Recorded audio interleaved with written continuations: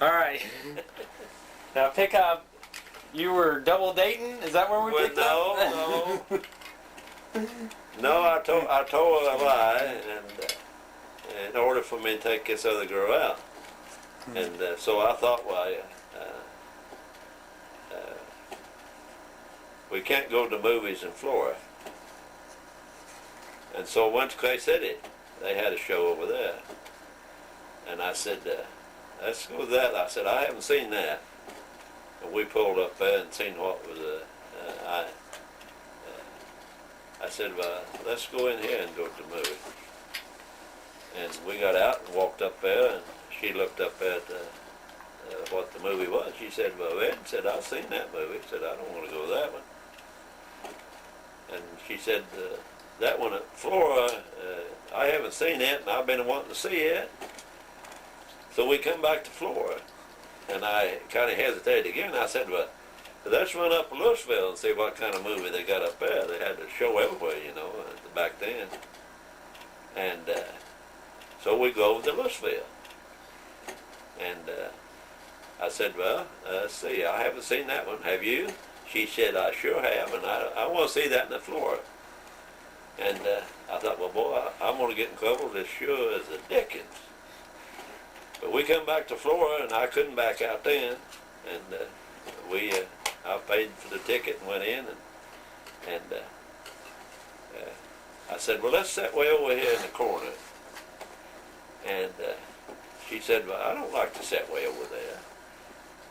And I said, well, okay, pick your seat. She picked the one right beside the aisle, and about halfway down. And we were watching the show, and I looked up, and by doggies, there was Jeannie's next door girlfriend. And Jeannie had stayed home, see. She believed me. She stayed home. And lo and behold, her girlfriend went home and walked over to Jeannie's house, and she said, I seen Red uptown. Jeannie said, where'd you see Red at? Said he was in the show with some girl. And so Jeannie just went in and got her sweater. And when we come out of the show, of course, there she and her girlfriend stood over by the light pole. And I waved, and oh boy, and I thought, oh my, I've done it now. And the girl I was with said, what's the matter with you? I said, nothing. Why? What's the? She said, you're acting awful funny. I said, you're not acting like yourself. And I said, I guess I don't feel very good. And so I took her home and come back to town in hoping to catch her somewhere either in the restaurant or going home, and I was afraid to go down to her house. And so the next day she was working. She had quit school, and she was working at the shoe factory. And I figured, well, boy, I've got to see her out on the street somewhere because I'm afraid to go to her house. And so I go around, and pretty soon the shoe factory got out, and she always walked home. I go up along there beside of her and honk my old horn, you know, and this all smiles. I said, hi. She just kept walking. I thought, oh boy, I've done her now. And she never paid no attention. And so I just go on up by her house and stopped out in front. I said, well, I'll either get told off or get to talk to her. And she walked by me out there. I said, Jenny, I want to talk to you. She just kept walking and went up on the porch. And I followed her up by the steps, and I said, Jenny, I want to talk to you. She said, I have nothing to say to you. I said, I can explain. And she said, yeah, I expect you can. And I said, well, will you listen? And I said, I'm sorry. I'm sorry, hon. she said, "Don't hunt me." Said, "You ain't sorry at all." Said, "You lied to me." And said, "Who was that gal you was with?" And I said, "Well, just a friend." She said, "Don't tell me that." And I said, "Honey, I want to tell you something, and this is the clues now. I'm not lying now." I said I was testing myself to see really who I wanted to, if I really thought enough of you to marry you. And she said, "What you say?" And she said, "I don't know whether I consider something like that." And so we made up, and she never got over it for a long time. And I kept saying, "I'm sorry, I'm sorry. I was just a checking." She said, "Yeah, you was a checking, all right." That was a big deal before we got married. And, so I almost wasn't here because you wanted to go on a date with some other girl to the movies. Is that what you're saying? I just a checking. I hadn't told too many people that now. That was one of the testing. And, so everything worked out though. And oh yeah, it worked out. Then the rest of the, let's see, that was in May, and then it wasn't very long after that I asked her to marry me. Now we'll jump back to where we were. You've got children now. What were they like? Did they misbehave any? Oh my. Them boys are worse than the girls, but not really. We had a lot of ups and downs, a lot of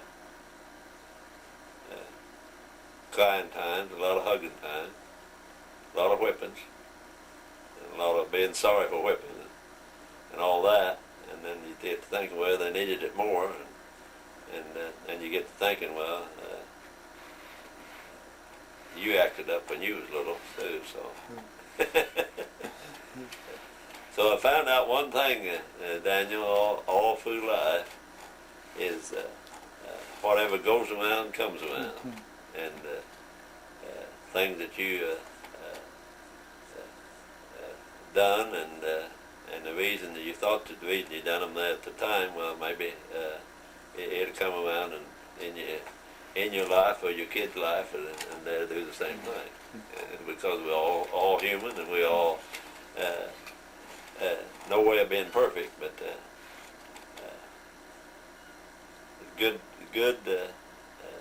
this good life. Family vacations, did you take any? No, not until didn't have time. Sorry about that. Boy, a lot of heartache over that, not taking time.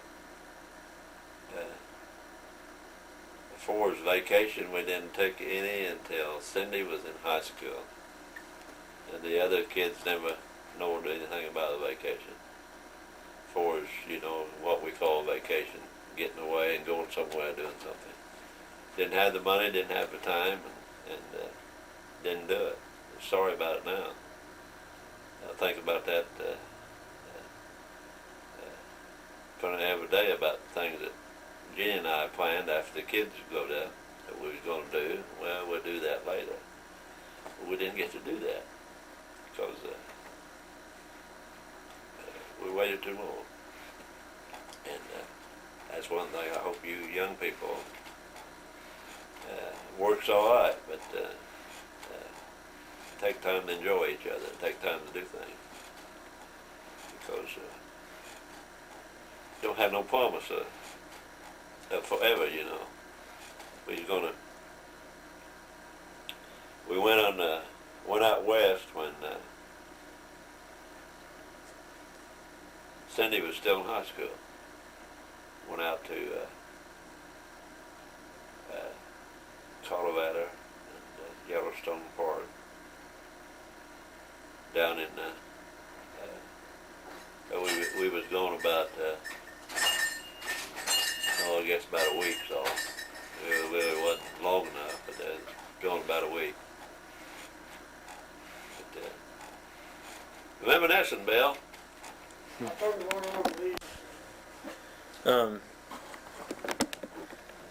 See, I think we were talking about Vacation. vacation, Yeah. and you went out west with Cindy. And then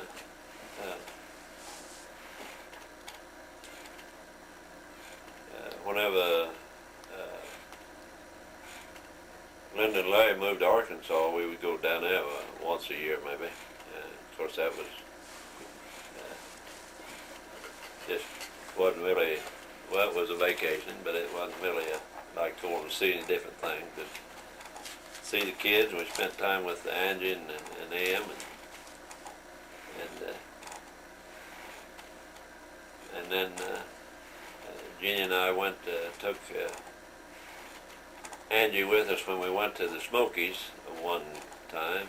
We spent about a week, about a week, what it was.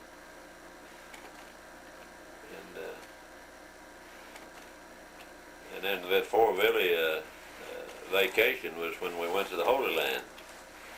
That was in '72.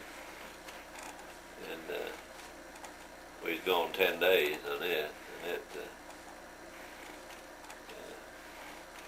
had done me a lot of good in my ministry, seeing all those places and where the scripture come alive, you know, and enjoying all that.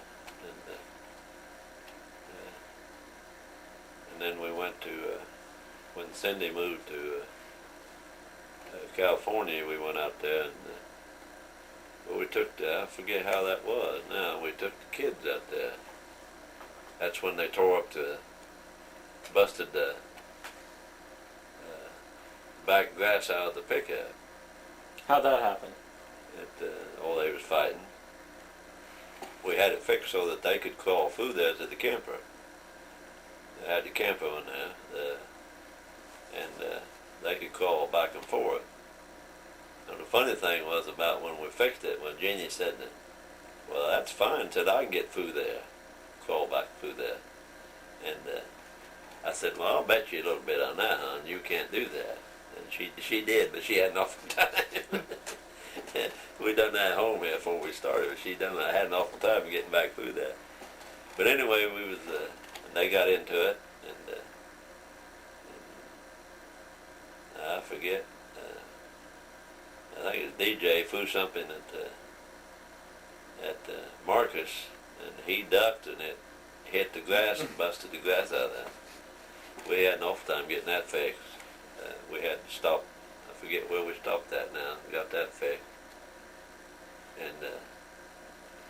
And then really the only you might say, considered what we think about vacation is the last one we took when we went out there to see Cindy and the kids, and went up along the ocean front all the way up to Oregon, and then back across to Utah and the Dakotas. And we was gone about 2 weeks that time, and that and the Holy Land was. And then that was in 91, the fall of 91. And then I turned 65 in February of 92, on my birthday. But I'd done put in for my Social Security when I was 62.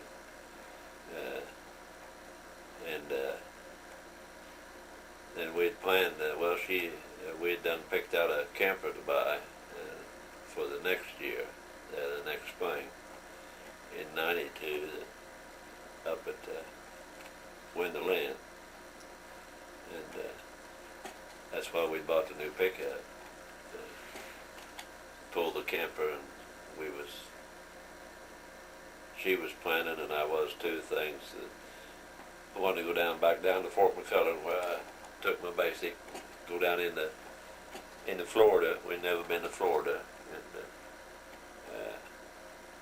we'd planned different things, and of course, she'd plan them out, have it all ready, you know, and different things.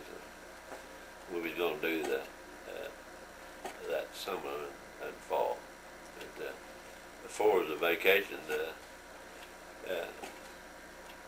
the Holy Land, and then of course we took Angie with us to the Smokies. That was nice. We had a lot of fun. But then that last trip we took was great. I wish we'd have stayed longer and done more things, but we both got homesick, so we headed back home. Well, why do they call you Red? My hair was red when I was a kid. My Grandpa McGoffin's hair was red. He had a mustache and it was red. And it wasn't a light red, it was a dark red. And then when I got in the service and they cut it all off, it began to come back darker, you know. But some of the guys in the service I took bases with called me Radar. And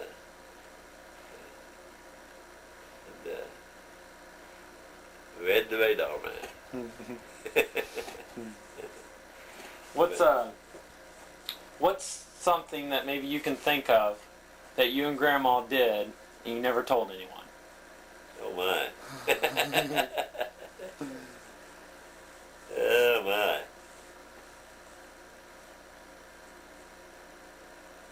I don't know about that.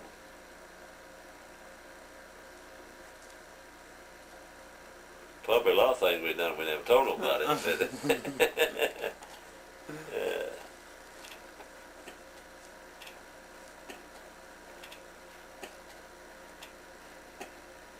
We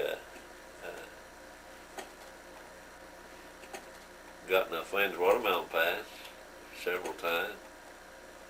We turned our friend's toilet over several times. No one ever knew who done it. We never told nobody. And of course that was the thing back then, you know, you pulled a prank on Halloween. We got people to go talk to them and then we turned the toilets over. She wasn't with me one time when us boys turned the one over with an old boy in it on a hill. We laughed so hard we couldn't get to the old 35 Chevy to get home. Man, he had his shotgun with him, and that turned over. He had told the boys out there, his neighbor boys, and nobody turned my toilet over. So if they do, I'll shoot them. You're talking about an outhouse. Outhouse, yeah. And so the boys, and the neighbor boys, told a bunch of us in the restaurant, and several of them said, "Well, let's just get a bunch together and we'll go out there and turn it over." And I said, "Well, he'll liable to shoot us." And they said, "He won't shoot us." And so he had told his wife that he was going out in the toilet and said, just in case them boys come by. And this one boy knew him real well. He was next door neighbor. Down the road, you know, about half a quarter. And he said, "Now listen," said, "you boys get ready." And said, "I'll slip up there, and if he's out there," said, "I'll hook the door." And so that's what he done. He hooked the door and whistled, and we all come up there and turned that bugger over, and it's sitting on a hill. And when it turned over, it began to roll down the hill. And he was a-hollering and carrying on, and he stuck that shotgun he had. He had it in there. He was aiming to shoot somebody. He shot that shotgun out the hole with where you sat, you know. Mm-hmm. He's rolling down the hill. We got tickled, and like they never got to the car and got out of there. And I said to his neighbor boy, I said one day, I said, "Did he ever find out who it was?" He said, "No, and I hope he never does."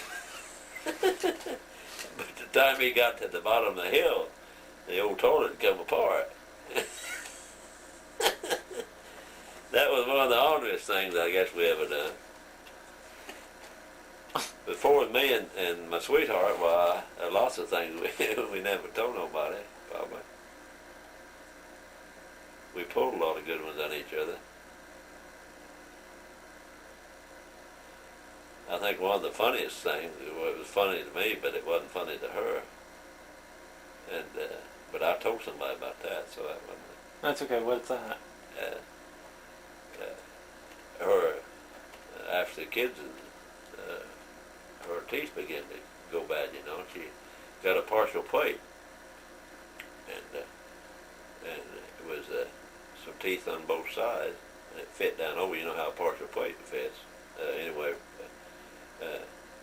and we was getting ready to go somewhere, and she was getting ready, and she brushed her teeth and went to put that partial plate back down in there, and got it hung up in her tongue, underneath her tongue, and prongs on that booger.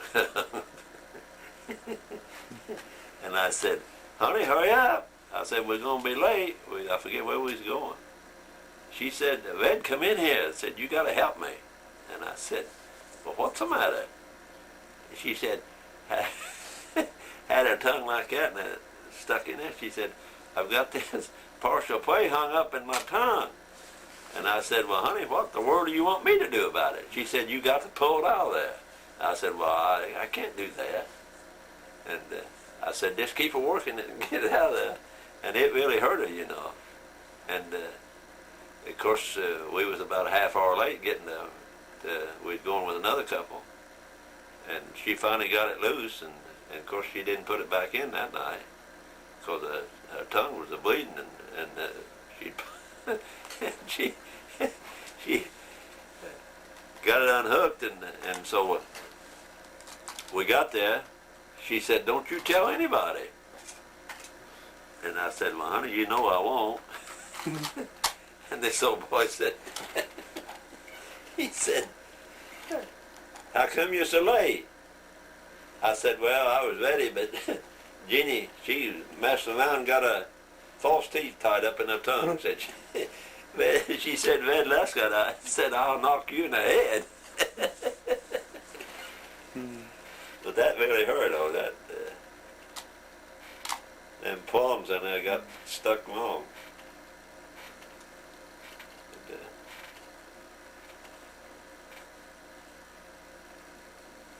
what about? I was told to ask you about Molly. Molly, the mean horse, the outlaw horse. I was working at Springfield when kids were small. And this old boy working up there with me had a Palomino, and he had two other horses. And he said, come over and look at my horses after we get off work here some evening. And so I did. And I said, what do you take for that Palomino horse? He said, oh, I don't want to sell her. I said, well, I just wonder what you take for her. And so the next day, he come to me that we was working, and he said, I'll tell you what I'll do. He said, I'll trade you that Palomino horse for a load of hay. And I said, well, you're on, buddy. I'll bring you up a load of hay. All the bales I can get on my pickup. And so I loaded the next Monday morning, I loaded a big load for all the hay I could get on, and I hauled it up there and unloaded it for him, and I said, well, where are we going to load that Palomino at? He said, well, back down in that ditch there, and we'll load it right there. And I backed down that ditch, and he couldn't get her to go in the cluck, and I couldn't get her to go in the cluck, and we messed with her for a couple hours. And finally I got aggravated at her, and I just slapped the tar out of her. And then got behind her, and he pulled her, and I pushed on her, and finally got in the pickup. But ever since that time, she didn't like me. And so come time to break her, and I told Donnie, I said, of course he'd been patting on her, loving on her and all that stuff, you know. And I said, no, I'll break her. And so we got her all saddled up, and I got ready, and it was soft and out south of the house there. And I got on her, and she made about 4 jumps and pitched me high in the sky. And when I fell, it knocked the breath out of me. And man, I was grabbing and holding onto myself. And of course, Donnie and Bill went out there, and Bill went and got Jenny and said, "Dad's hurt bad." And Jenny come running out there about half a crying, and there I laid there on the ground, and by the time she got there, I was laughing because it just knocked the breath out of me. And she said, "Ain't nothing the matter with you." I said, "No," I said, "I just had the breath knocked out of me." She said, "Well, Bill thought you was dead." And you know, I never could ride that horse. That's because I was mean to it when I tried to load it. And Donnie, he could do anything with it. He ever tell you about riding over to Blueford that time? He went to church camp down here in Wayne County, and he met some girls over at Blueford. Of course, that's about 20 miles over there. Come in. And you were telling me about Dad riding to go see some girls. Oh yeah, down at Blueford. We come home from church, and he went to church. And he said, "I'm going to ride next while after dinner." And he took off. And come chore time, and he wasn't back. Come dark, and he wasn't back.